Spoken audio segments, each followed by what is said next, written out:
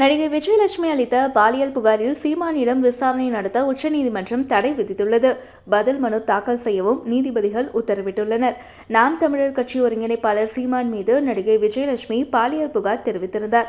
வாழ்த்துக்கள் என்ற திரைப்படத்தில் இயக்குநராக சீமான் இருந்தபோது அந்த படத்தில் நடிகையாக விஜயலட்சுமி பணியாற்றினார். அப்போது இருவருக்கும் இடையே நட்பு ஏற்பட்டதாக கூறப்படுகிறது. இந்த நிலையில்தான் சீமான் மீது கடந்த 12 வருடங்களுக்கு முன்பு விஜயலட்சுமி பரபரப்பு புகார் தெரிவித்திருந்தார். அந்த புகாரில் சீமான் என்னை திருமணம் செய்து கொள்வதாக கூறி ஏமாற்றிவிட்டதாக தெரிவித்திருந்தார். இந்த புகார் கொடுத்த சில வாரங்களிலேயே புகாரை விஜயலட்சுமி திரும்ப பெற்றார். மீண்டும் சில ஆண்டுகளுக்கு பிறகு அதே புகாரை விஜயலட்சுமி கொடுத்திருந்தார். அதில் சீமான் தன்னை உறவு கொண்டதாகவும் இதில் பலமுறை கருக்கலைப்பு மேற்கொண்டதாகவும் தெரிவித்திருந்தார். மேலும் அவ்வப்போது சீமானுக்கு எதிராக வீடியோவையும் வெளியிட்டு பரபரப்பை ஏற்படுத்தி வந்தார். இந்த சூழ்நிலையில் விஜயலட்சுமி புகாரை ரத்து செய்ய கோரி நீதிமன்றத்தில் சீமான் வழக்கு தொடர்ந்திருந்தார். ஆனால் நீதிமன்றம் இந்த வழக்கை சாதாரணமாக எடுத்துக்கொள்ள முடியாது என தெரிவித்து வழக்கு தொடர்பாக 12 வாரத்தில் அறிக்கை தாக்கல் செய்ய போலீசாருக்கு உத்தரவிட்டிருந்தது. இதையடுத்து சீமான் வீட்டில் போலீசார் சம்மன் அளித்தனர். ஆனால் போலீசார் விசாரணைக்கு ஆஜராகாத காரணத்தால் மீண்டும் வீட்டில் சம்மன் ஓட்டப்பட்டது. இதில் சம்மன் கிழித்ததை தொடர்ந்து பல்வேறு பிரச்சனைகளையும் ஏற்படுத்தியது.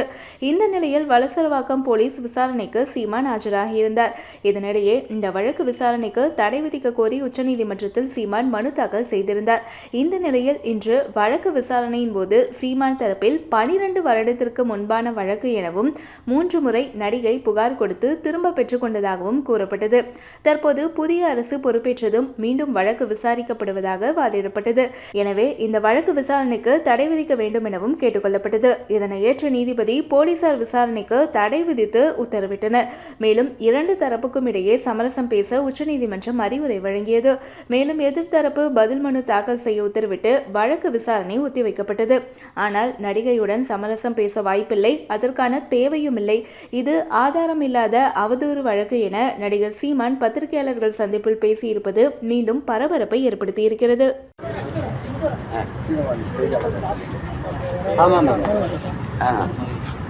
நீங்க இந்த உச்சநீதிமன்றத்தில் தொடர்ந்த வழக்கின் அடிப்படையில் 12 வாரத்துக்குள்ள இருதரப்பும் உடன்பட்டு செல்வதற்கு அறிவுரை வழங்கியிருக்கிறாங்க. இந்த வழக்கை விசாரிக்கிறதுக்கும் இடைக்கால தடை விதிச்சிருக்கிறாங்க சார். அதாவது நம்ம தடை தான் கேட்டுருக்கோம். அதுக்கப்புறம் வழக்கை அழிக்கிறதுக்கான நகர்வு நடக்கும். அதாவது இங்கே உயர்நீதிமன்றத்தில் அதே கோரிக்கை வச்சுருந்தா. இது ஏன்னா ஒன்றும் ஆதாரம் இல்லாத அவதூறு வழக்கு தான். இது எல்லாருக்குமே தெரியும், கேட்குற பார்க்குற எல்லாருக்குமே தெரியும். இப்போ அதனால நானே தான் இந்த வழக்கை தொடுத்தேன் உயர்நீதிமன்றத்தில். ஏன்னா இது ஆங்கிலத்தில் டியூஷன் சொல்லுவாங்க, இது ஒரு தொல்லை. அது 14-15 ஆண்டுகளாக இருக்கிறது ரொம்ப, அதனால தான் நானே தொடுத்தேன். அது நீங்கள் இந்த எப்படி பார்த்தாலும் இந்த வழக்கை விசாரித்தா அது முழுக்க போய் இந்த அவதூறு தான் முடியுது. ஒரு திட்டமிட்டு சுமத்தப்பட்ட பழி இழிவு தான் அது. இப்போ அதனால தான் இதை நம்ம அதுக்கு போனோம். இப்போ இந்த இடைக்கால தடையை நான் வரவேற்கிறேன். மறுபடி மேலதிகமாக நாங்கள் எப்படி நகரணுமோ சட்டப்படி அதை இல்லை சார், இருதரப்பும் உடன்பாடு காண்பதற்கு ஒரு 12 வாரம் கொடுத்துருக்குறாங்க. அந்த உடன்பாடுக்கான வழிகள் இருக்கா? இல்லை, இந்த உடன்பாடுன்னா என்ன உடன்பாடு? ஒன்றும் இல்லை.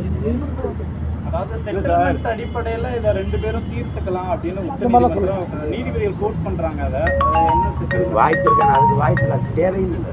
அதை போய் பேசிட்டு